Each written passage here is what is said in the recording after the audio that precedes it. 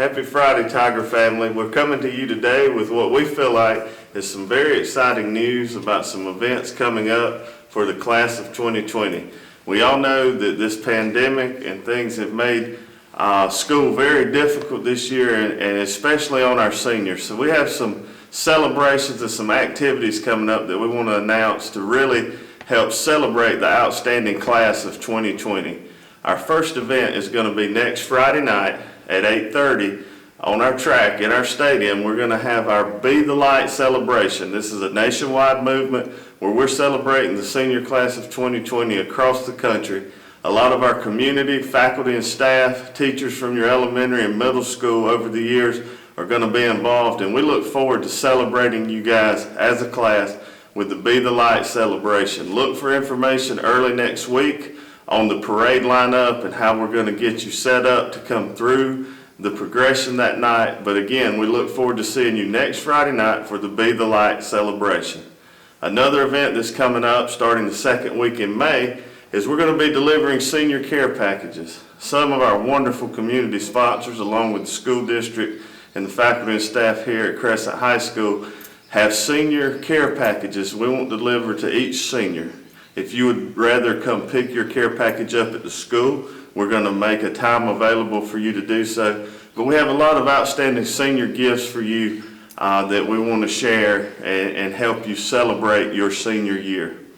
On May the 20th, we're going to have an online baccalaureate celebration that's sponsored by FCA. Our online baccalaureate celebration will be similar to what we've always done at Ivy First Baptist, but we're going to do it online. Be looking for details of how to participate on May the 20th at 11 a.m. in our online baccalaureate celebration. I know one of the things that all of you are wanting to hear about is our graduation plans for the class of 2020. And at this time, I've got a very special guest here with me that's going to talk a little bit about the background and the planning that has gone into our graduation ceremony for this year. Thank you, Mr. Roberts. And I just want to say on behalf of the district office and our staff, I want to commend you and thank you for the hard work your guidance counselors, your teachers, your admin staff, and all of the support personnel at Crescent have done in making a plan for our high school seniors. We understand during this time that our senior students, along with every student in Anderson School District 3, have had to adjust. And let me talk a second about that adjustment. I think about the time of March 16th through May 1st, where we are today, a time of constant and consistent change. And it's kind of like we're on a continuum. One extreme is what the governor's emergency orders mandate. The other extreme is how we would really like to do school. And how we would like to do school is the way we've done school, in a sense, the way I've done it in my 33-year career. We have certain things we do at certain times. And that goes to our seniors. We understand and acknowledge and also suffer with our seniors in thinking what you expected in the spring of your senior year is not anywhere near what you're getting. And that's something that's out of all of our control. What we've tried to do since March 16th, when schools closed, is bring closer what you wanted to what the mandates coming to us from the State Department and the governor will allow. And I'm happy to see today that we do have some exciting news to share about graduation, but I think it's important we give you some of the background and some of the mandates we're still working under. So let's talk a minute about the date of graduation. Our original graduation date was May 29th. We've had to push that back a little bit further so that we have a little bit more time to see what mandates we're working with. We've had to change location because, as you know, during this time, our original graduation was planned at Clemson University. When the university closed, that no longer was an option. But even beyond that option, the crowd size that we could have has changed. And this is where I want to acknowledge the great work our State Superintendent, Molly Spearman, has done during this time. Because under the current governor's order, I think the crowd maximum is still at 50. But with the order that came out April 22nd, The information that was shared with us is that they had made a special acknowledgement, if you will, so that we could have live graduations. And so please understand, prior to April 22nd, our option was not even to have a live graduation ceremony. We were having to look at virtual options, drive-through, diploma disbursements, etc. But what the governor gave us the allowance to do is to plan a graduation ceremony where students and a few members of their family could be in attendance. And so what we're working with at this time is a crowd size that allows 2 guests per student. Now, it's important that you understand 2 guests per student was not my decision, was not your principal's decision, was not the board decision. It's not even a decision based on the size of the venue that we're using. The State Department mandate that we're working under, the government's orders, that's not our wish, but is closer to our wish, is that at this moment in time, we can allow 2 guests per graduate. Now, I'm hopeful that as we get closer to our June date, that number of guests will increase. And that leads me to the venue that we're looking at. I have listened to many parents and talked to many parents, especially the last 2 or 3 weeks, about a possible graduation venue. One thing that always comes up when you talk about moving venues is, let's go back to the football field. And while the football field is an option, we wanted to look for the best option for our students. And so we also, in the conversations, and even earlier than the mandate, we had started talking to New Spring Church about the potential of a graduation ceremony there, knowing that Clemson closed.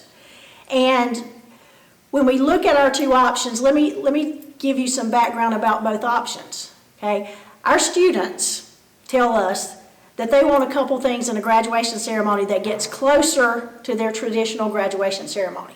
The things I've heard and the administration at Crescent has heard is, I want to be able to walk across the stage and get my diploma.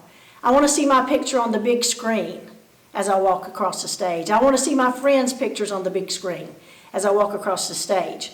You know, when I think about that, I have to think about the time in 1984 when I graduated on Crescent's football field. Okay, think about 1984. We didn't have cell phones. We didn't have big screens. The things that our students now take for granted wasn't in that ceremony for me. And what I know about some of you as parents is that some of you graduated not much after I did, and you graduated on our football field. I'll take it a step further for those of you who are much younger than me. I taught some of you who graduated on our football field, and while it was the best environment we could give you at that time, it is not the best environment we can give our seniors at this time. And it's been our goal in this to give our seniors the best environment we can. And so when we started looking at New Spring Church, I want to give you a couple of stats that really brought it home with us.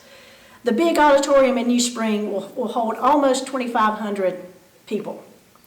Crescent's football stadium on both sides holds right at 2,000. Right? When you look at social distancing guidelines and things that we have to put in place to carry out a graduation ceremony, we can get more guests in New Spring's main auditorium than I can get on both sides of my football field. Okay, if you add to that, then in a typical graduation, you would not want to put guests for a graduation on the guest side. And if you think about the logistics of our football field and Good Hope Church Road running behind that, you think about sound, you think about visuals, you think about weather factors. We cannot give our students the best environment possible in that setting. Now, if that were my only choice, we would dress it up and we would do the best we can with it. But I'm so thankful that in our conversations with the leadership at New Spring Church, that they agreed to open the doors of the church to us in any part of that facility that we would like to use. And so now we have the assurance of being able to give the maximum number of guests that the state will allow at the time, and understand today, May 1st, that maximum number is 2. I'm hopeful in the next 6 weeks, that number goes up. And so when we get closer to our June date, we have a way that we'll distribute tickets, that will let people know that they're in. We even have the capability at New Spring, if things work out, to go into an overflow auditorium. to have more people on site. You take with that the ability to stream a service, to stream the graduation ceremony itself. What we can give in that is the best possible live stream with video, with sound, with quality from an auditorium like that. I've been a member of New Spring Church for 10 years, and it doesn't matter where I'm at on Sunday mornings. I can jump online and see a high-quality church service. That's what we want to give our seniors, the highest quality that we can give them. So at this time, New Spring is our venue. At this time, we're 2 guests per graduate, hoping that that increases.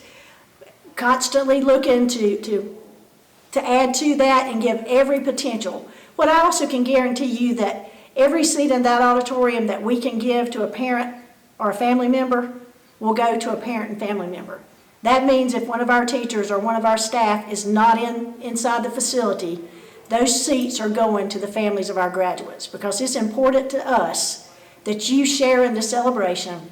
It's important to us that we celebrate our seniors and that we give them the best that we possibly can. I'm excited about what we're announcing today. I think we're going to give our seniors and their families a high-quality graduation to remember.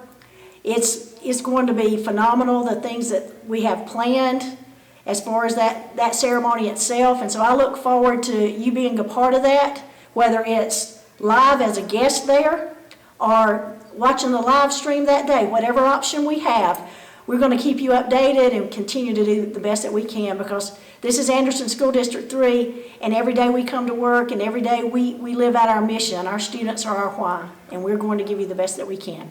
All right, so congratulations again to the class of 2020, your parents and our community. We feel like we have a wonderful ceremony planned, and we look forward to celebrating you guys, not just at graduation, but throughout the month of May with all the events that we mentioned earlier. I'd like to take a moment to thank our graduation committee, our guidance staff, all the folks that worked really hard to make this happen. I'd like to thank New Spring Church for their willingness to provide a service for our students here in Anderson County and Anderson School District 3.